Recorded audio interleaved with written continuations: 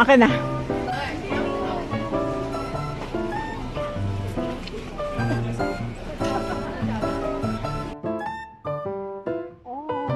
Sally, kamusta? Matagal-tagal rin nang huling gumawa ako ng vlog at ngayon gagawa uli ako. Pasensya na, medyo matagal ako nawala. Umpisa uli tayo. At dahil umpisa nga uli ito, lalagyan natin to ng pamagat na vlog number 1. Dahil nasa panibagong stage ako ng buhay ko na nag-uumpisa uli ako, gusto kong matrack down. Gusto ko makita, mabalikan kung ano yung mga ginawa ko noong mga panahong ito. Siya nga pala, Meat Peppers. Siya si Jolly Peppers. Matagal ko na siyang kaibigan way back pa nung nagtatrabaho ako sa Pilipinas. Ilan lang ang kaibigan ko at yung mga kaibigang yun may naging mahalagang parte sa buhay ko at isa nga si Jolly Peppers doon. Sa kwentong to, si Jolly Peppers wala na sa Pilipinas kagaya ko. Siya ngayon nasa Taiwan. At ang pagkikitang ito nung pagbalik ko galing Pilipinas, pabalik kung saan ako nakatira ngayon. Pero bago ako dumiretso, nag-layover muna ako sa Taiwan. Ito yung layover ko pabalik kung saan nagkita kami ni Jolly Peppers. Dapat ang pagkikitang ito nung pabalik pa lang ako ng Pilipinas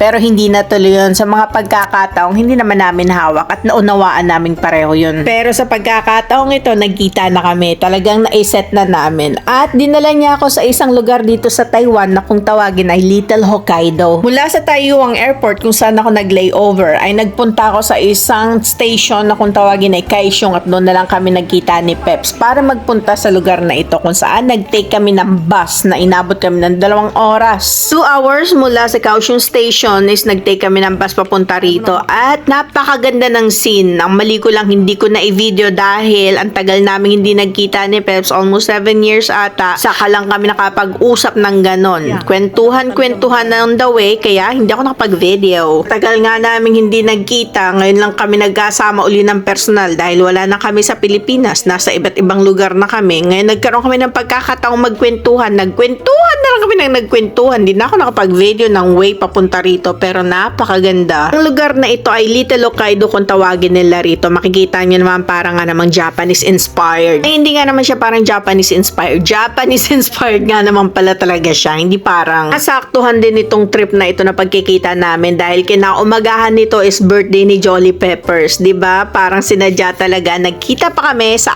kinabukasan na araw ng birthday niya. To be exact, ang araw na ito ay January 11. So, mga panahong ito, malamig pa talaga dito sa Taiwan at sa pupuntahan ko ring lugar kaya may balabalabal ako. Pero si Jolly Peppers kahit papano safe ang suot niya dahil pang lamig talaga. Hindi na nga kami umakyat doon sa pinakapaakyat bagkos pumunta na kami rito sa pinakapuso nitong area na ito. Parang mini village lang siya. May makikita ka mga shops dito kung saan may mga souvenirs at mga foods ka po pwedeng bilhin. Siyempre dahil isa itong tourist spot, ang mga ibinibenta nila rito ay yung mga locally made at yung mga local produce nila na masarap din naman. Kagaya kanina may nakita kayong itlog. Yung itlog na yun malaki. I don't know how they call it, pero malaki siya. Then, before that, may nabili kaming mani at ang sarap nung mani. Matamis-tamis yung lasa niya, pero parang siya yung mani sa atin sa Pilipinas lang. Then, itong lugar na ito is picturean ng mga nagkikimono. Pinaplano namin ni Jolly na mag-rent ng kimono dyan, pero nagdadalawang isip kami dahil ang lamig ng panahon para maglakad-lakad kami, magliliwaliw kami dyan na nakakimono. Tama naman yung sinabi ni Jolly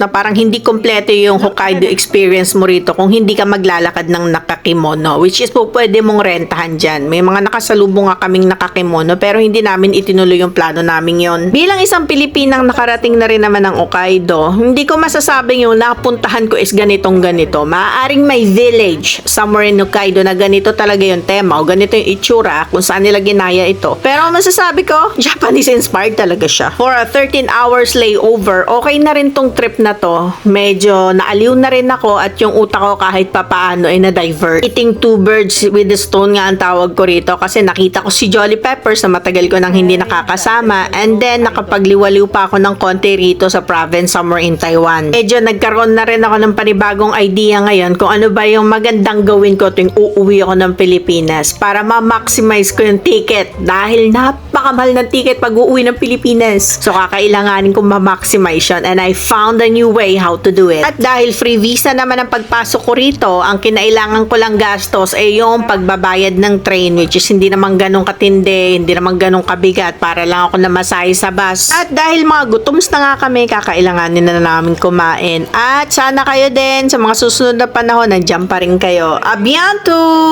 Ova?